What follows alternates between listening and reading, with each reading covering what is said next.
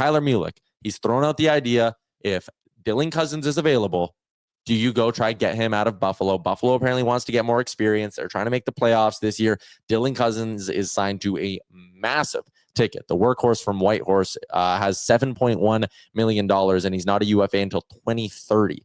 So again, that's after this season, 5 more years on a deal at $7.1 million. The idea of adding a 2C for the Oilers and going full-time Connor McDavid and Leon Draisaitl, where do you come out on that? If you can get someone like a Dylan Cozens, then I think I'm all in, because I also think you could, if you wanted to, just put Dylan Cozens with one of them as well, for example, or whatever that star center is, right? Like, you can kind of make it work in that way if you were somehow able to get Dylan Cozens. I just don't know how you do it, because the big part about all of this for me is the best prospect you got from the Buffalo Sabres. And the easiest cap dump you have is a guy the Sabres just bought out. Yeah. I mean, yeah, the only other one would be Arvidsson. So Mulick was like, give him Arvidsson and Henrique, and then you make the money work and you add in futures, I would assume, because Cozens won't be super cheap to acquire.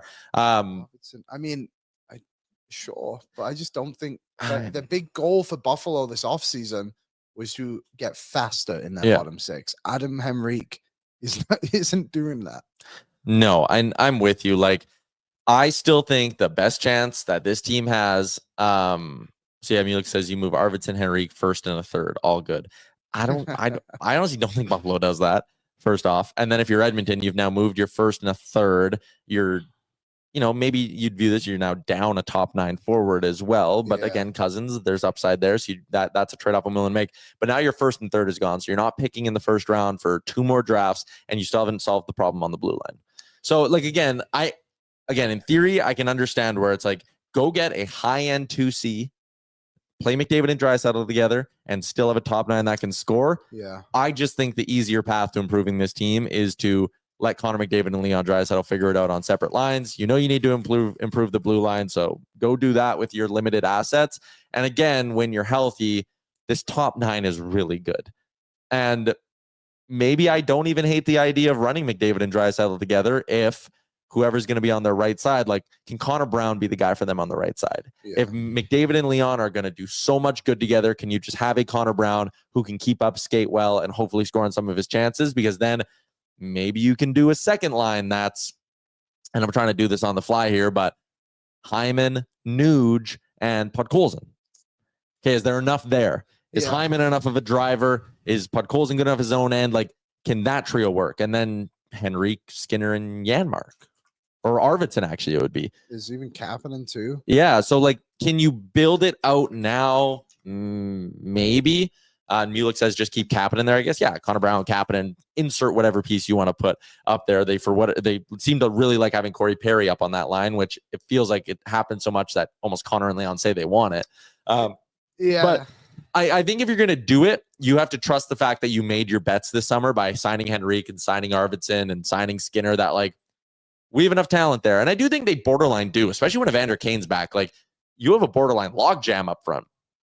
And again, maybe you feel thin down the middle going Nuge and Henrique at 2 and 3, but that's the trade-off you have to make if you want to have a top line that's going to be loaded up in that way. I still don't think that's the answer to all of this. I still think the better play is to have Connor and Leon separate, and I wouldn't spend the significant assets it would take to get a 2C that is significantly better than Henrique, significantly better than Nuge. Like, it just costs so much that I'm not interested in doing that. No, I'm with you. I'm interested in the player greatly, of course, but I just, the assets you would have to give up, it just doesn't make a lot of sense. I actually look at this Buffalo roster, and there's not many guys like the others should have much interest in. Like, did Jeff Merrick mention Jack Quinn? I'm not really interested in Jack Quinn, but this leads me to a different kind of question in it. I'm sure he brought up his name. He might have, yeah. What if Peyton Krebs became a bit available?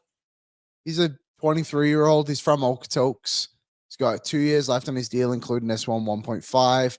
I know the Oilers don't need a forward necessarily, more a defenseman, but, like, if you're looking at Buffalo and they're like, hey, like, we need to get rid of someone here, kind of like send a bit of a message, would Peyton Krebs be someone you're interested in? He's having a decent season. What would you trade for him though? I don't know. That's the thing. But that's when I just look at this Buffalo roster, he's just like one of the few players I'd be like, you know what, the others can afford that.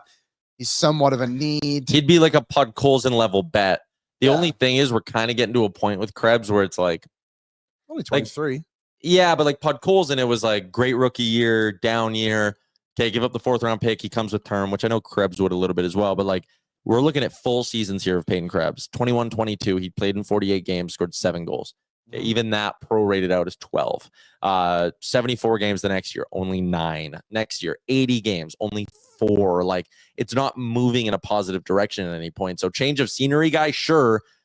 What would I give up for Peyton Krebs? Nothing more than a mid-round pick. Like I'm not. Oh, I wouldn't either. Right, like this isn't like a Arvidsson for Krebs kind of situation. This is something where like Buffalo has made a trade somewhere else to get more experience, and Krebs is now on their 4th line, and you go, here's a 4th round pick. Give us Peyton Krebs. And yeah, and he gives you a little something other than Derek Ryan, who I think it's something subtly that went out there last night was they put Derek Ryan on the ice for like a big draw, and he won it. He stayed out there for a little bit and then took off.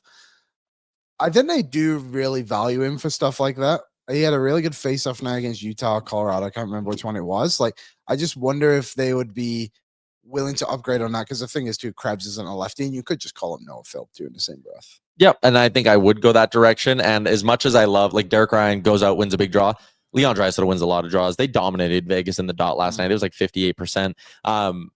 Leon can win big draws. Connor McDavid, I know he's not elite at winning faceoffs, but, like, again, I don't know, keeping Derek Ryan in the lineup so that he can win you one faceoff every 2 games when you really need it. What's up, Nation citizens? If you like that video, then you need to be subscribed to the Oilers Nation YouTube. Podcasts, live shows, exclusive interviews, and analysis. Everything you need from your favorite voices at Oilers Nation. And you don't want to miss any of it, so hammer that subscribe button.